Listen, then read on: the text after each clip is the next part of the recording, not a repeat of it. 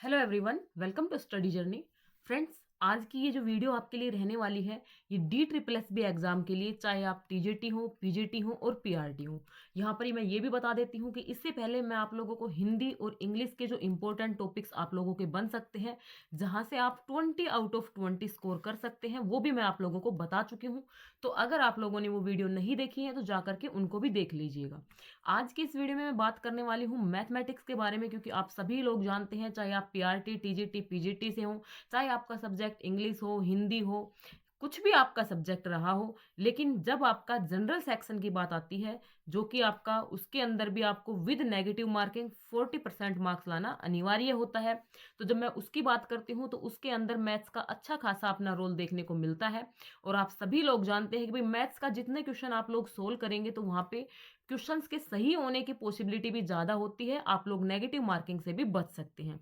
ये सभी चीज़ें आप लोगों को ऑलरेडी पता है। तो चलिए, मैं अब इस वीडियो के अंदर जो बताने वाली हूँ वो आपके टॉपिक्स रहेंगे। और हाँ फ्रेंड्स, एक बात और क्लियर कर देती हूँ, ये जो आपके टॉपिक्स हैं ये किसी सिलेबस में नहीं दिए हुए हैं। इवन मैंने पीआरटी, टीजीटी, पीजीटी तीनों के पेपर को एनालिसिस करने के बाद आप लोगों के लिए ये टॉपिक निकाले हैं कि अगर आप लोग ये टॉपिक कर लेते हैं तो आप इजीली 20 आउट ऑफ 20 स्कोर कर सकते हैं। जहां तक मैंने डी ट्रिपल एस बी के जो प्रीवियस ईयर है उनको एनालिसिस किया है, तो वहां पे देखा गया है कि जो डिफिकल्टी लेवल है वो इतना नहीं है, लेकिन क्वेश्चंस में आप लोगों को टाइम मैनेजमेंट करना आप लोगों के लिए एक चैलेंज हो सकता है। तो चलिए फ्रेंड्स, बात करते हैं जिस मुद्दे के ऊपर मैं बात करने वाली हूँ। तो आपके जो क्वेश्चंस देखने को मिले हैं, square, square root, cube, cube root, ये जो होते हैं आपके, भाई स्क्वायर किस प्रकार से निकलते हैं, इनकी 100 ट्रिक्स होती हैं, स्क्वायर रूट की भी 100 ट्रिक्स होती हैं। यहाँ से आपको हर सेट में जो आपके पीछे जो पेपर हो चुके हैं उनमें एक क्वेश्चन आप लोगों को जरूर देखने को मिल रहा है। साथ में जो नेक्स्ट टॉपिक है, आप लोग सिंप्लीफिकेशन, सिंप्लीफिकेशन आप लोग सब समझते हैं कि भाई जिसमें आप लोगों का बोर्ड मास से भी क्वेश्चन आ जाता है आप लोगों का, कि भाई ऐसे आपको दे दिया 18 डिवाइडेड बाई 2 मल्टीप्लाई 5 ऑफ 3, इसको सोल्व करो। तो इस प्रकार से सिंप्लीफिकेशन, बिल्कुल वहां पे आपको टाइम मैनेजमेंट करना आना चाहिए। अगर मैथ्स के अंदर आप लोगों की स्पीड है और आप लोगों का मैथ्स है वो एवरेज भी है, तब भी आप 20 आउट ऑफ 20 स्कोर कर सकते हैं। बस आपको जो मैं बता रही हूँ कि भाई टाइम का ध्यान आपको रखना है, और उसके लिए आपको क्या करनी चाहिए, प्रैक्टिस करनी चाहिए। चाहे आप प्रीवियस ईयर से करो, चाहे आप कहीं पे मॉक टेस्ट दे रहे हो, लेकिन उससे पहले आप लोगों के लिए जरूरी है कि आप एक बार सारे सिलेबस से गो थ्रू हो जाओ। तो ये जो टॉपिक्स मैं आपको बता रही हूँ आप इनको लिख लीजिए और ये सारे टॉपिक्स कर लीजिए। अब आप लोग पूछेंगे कि भाई आपको ये टॉपिक्स कहाँ से करने चाहिए। तो देखिए, बुक्स मार्केट में काफ़ी आती हैं, आप सभी लोग जानते हो। आप किसी भी कोई भी पर्टिकुलर आप लोग बुक ले सकते हो। राकेश यादव सर के मैथ्स के जो नोट्स आते हैं वो आप लोग ले सकते हो, या फिर आप मतलब कोई भी ऐसा, कोई मेरा पर्टिकुलर मकसद नहीं है, बस ये बुक मैंने पढ़ी हुई है तो मुझे को सही लगी, बस वही बात है। एक आर एस अग्रवाल आती है, वो आप लोग ले सकते हो। तो आप कोई भी बुक ले सकते हो। और ये सारे टॉपिक्स आप, अगर आप लोग बुक नहीं लेते हो तो आप अपने खुद के नोट्स भी तैयार कर सकते हो। जैसे कि आप लोगों ने, आप यूट्यूब के ऊपर इतना मटेरियल भरा हुआ है कि आप लोगों को बस एक बार अरेंज करके उसको पढ़ना आना चाहिए, आप लोग कर सकते हो। तो स्क्वायर, स्क्वायर रूट, ये आप लोग जब सर्च करेंगे तो आप लोगों के सामने काफी वीडियो आ जाएंगी, आप लोग वहां से कर सकते हैं। दूसरा मैंने आपको बता दिया भाई सिंप्लीफिकेशन का। अगर स्क्वायर, स्क्वायर रूट का नहीं पूछता है तो क्यूब, क्यूब रूट का आपसे क्वेश्चन पूछ सकता है। एक या दो क्वेश्चन आप लोगों को नंबर सिस्टम से देखने को मिलेंगे, एक से दो क्वेश्चन। चाहे आपसे किसी नंबर्स के बीच में मान लो पूछ लेगा, भाई 3 से 100 के बीच में कितनी अभाज्य संख्याएं हैं, इस प्रकार से क्वेश्चन आप लोगों से पूछे जा रहे हैं। यूनिट डिजिट से आप लोगों से क्वेश्चन पूछा जा सकता है। तो नंबर सिस्टम काफी बड़ा चैप्टर है, तो ये भी आप लोगों को कवर करना है। साथ में मैंने हर सेट में लगभग देखे, एक तो भाई हर किसी में है, बिल्कुल सिंपल सा क्वेश्चन बनता है एचसीएफ एलसीएम का। आपको एचसीएफ दे दिया, आपको प्रोडक्ट दे दिया, और आप लोगों से एलसीएम निकलवा रखा है, तो कितना इजी होता है, आप लोग आराम से निकाल सकते हो। बल्कि काफी तो ऐसे सेट हैं जिनके अंदर दो दो क्वेश्चन आप लोगों के एचसीएफ एलसीएम से देखे गए हैं। अब फ्रेंड्स आगे बात करते हैं। तो भाई परसेंटेज और एवरेज, इनके बगैर तो कोई मैथ्स का पेपर कैसे कंप्लीट हो सकता है। परसेंटेज से आपके क्वेश्चन देखे गए हैं, बिल्कुल सिंपल सिंपल क्वेश्चन है। अगर आप लोग उनको, परसेंटेज आपको टॉपिक आता है तो देखो आप परसेंटेज भी बना सकते हो, लाभ हानि वाला भी बना सकते हो, रेशियो, ये सारे एक दूसरे से लिंक करते हैं। और एवरेज का क्वेश्चन भी किसी किसी सेट में दो क्वेश्चन आप लोगों के एवरेज के भी देखे गए हैं।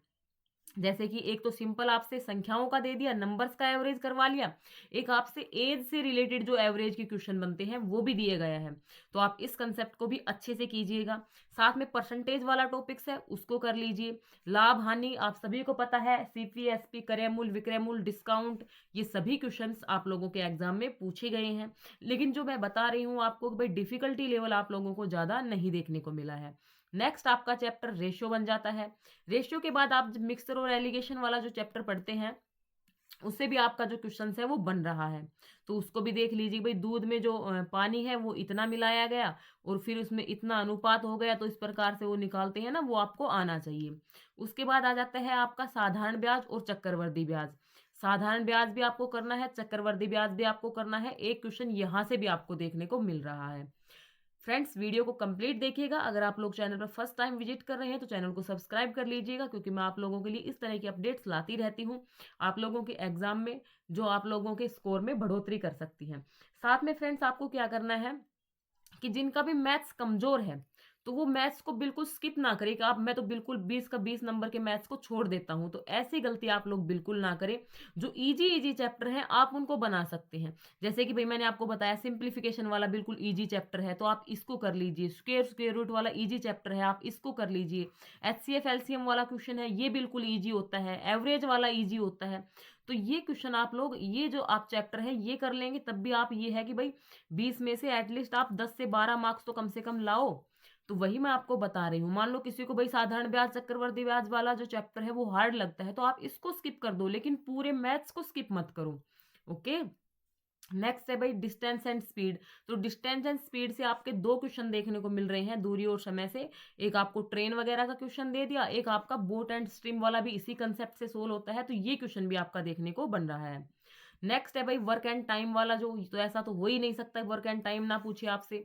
10 जो मजदूर हैं वो एक काम को 20 दिन में करते हैं, तो उसी काम को 100 मजदूर आ जाएंगे तो कितने दिनों में करेंगे। इस प्रकार से जो यूनिट जो रूल होता है वो लगा करके क्वेश्चन सोल्व हो सकते हैं। ऐसे क्वेश्चन आप लोगों से देखने को बन रहे हैं। नेक्स्ट आपसे ज्योमेट्री, सर्कल दे दिया, कौन दे दिया, आप लोगों से स्फेयर दे दिया, तो उनका आप लोगों से एरिया निकलवा लिया, पेरीमीटर निकलवा लिया। बिल्कुल इजी इजी कंसेप्ट है, अगर आप लोगों को फॉर्मूले पता है तो आप लोग आराम से निकाल सकते हो। नेक्स्ट आपके 3 से 4 क्वेश्चन आप लोगों के पाई चार्ट हो गए, बार ग्राफ हो गए। कुछ ऐसा करके देखो जो पाई चार्ट बनता है उससे। तो अगर आपको परसेंटेज वाला चैप्टर आता है तब आप इसको आराम से कर सकते हो इस प्रकार से। या फिर आप लोगों से इस प्रकार से जो बार डायग्राम होते हैं वहां से क्वेश्चन बन रहा है। 3 क्वेश्चन आप लोगों के यहाँ से देखने को बन रहे हैं। तो ये सारे टॉपिक्स हैं, इंपॉर्टेंट टॉपिक्स हैं। इन अगर आप लोग 20 आउट ऑफ 20 स्कोर करना चाहते हैं तो इसमें से आप किसी भी टॉपिक को मत छोड़िएगा। ये सारे टॉपिक्स आप लोग इजीली कर सकते हैं, क्योंकि आप सभी को पता है कि भाई अभी तो जो पीजीटी के जो लास्ट ईयर हुए थे उन्हीं की एग्जाम डेट आई है। जो अब पीजीटी के जो फॉर्म फिल हुए हैं ना उनकी एग्जाम डेट आपको पता है, ना टीजीटी की और पीआरटी की, तो अभी फॉर्म की ही डेट आपको नहीं पता है। तो आप आराम से इजीली इन टॉपिक्स को कवर कर सकते हैं, आपके पास इतना टाइम है। अगर आपका मैथ्स मैं ये बोल रही हूँ बहुत बेकार है, तब भी आप उसको एवरेज तो जरूर बनाओ, कम से कम 12 से 14 मार्क्स तो आप इजीली वहां पे स्कोर करो, क्योंकि वहां पे आपके क्वेश्चन सही होने की पॉसिबिलिटी ज्यादा होती है और रॉन्ग होने की कम, क्योंकि जब आप सोल्व करके क्वेश्चन करते हो तो सही होने की पॉसिबिलिटी ज्यादा होती है। जबकि जीएस के अंदर आप लोग श्योर नहीं होते हो कि भाई इसका ए आंसर है, बी आंसर है। तो चलिए फ्रेंड्स, इस वीडियो के अंदर यही इन्फॉर्मेशन आपको देनी थी। और जिनका मैथ्स ऑलरेडी एवरेज है वो अपने मैथ्स में भाई कोशिश करो कि भाई 19-20 क्वेश्चन आप लोग निकाल सको। बस आपको करना है टाइम मैनेजमेंट, और उसके लिए आप करिए दबा के प्रैक्टिस। अगर आप प्रैक्टिस कर लेते हैं तो आप इजीली 20 आउट ऑफ 20 ला सकते हैं। ऐसा कुछ भी नहीं है। कुछ लोग बोलेंगे कि भाई आप सीजीएल लेवल का जो मैथ्स है उसको पढ़ लो, तो मैंने जब क्वेश्चंस देखे हैं तो सीजीएल लेवल के बिल्कुल भी नहीं है, इवन आपके एमटीएस लेवल के भी नहीं है, उससे भी आपका इजी लेवल आप लोगों को देखने को मिल रहा है। बस ये सारे टॉपिक्स अगर आप लोग इजीली कर लेते हैं, प्रैक्टिस कर लेते हैं, आप आराम से यहाँ पे 20 आउट ऑफ 20 स्कोर कर सकते हैं। तो चलिए फ्रेंड्स, इस वीडियो में इतनी ही जानकारी थी। उम्मीद करती हूँ आप लोगों को मेरी बातें समझ में आई होंगी और आप लोगों ने पसंद भी किया होगा, तो वीडियो को लाइक भी जरूर कर दिया होगा। Thanks for watching this video.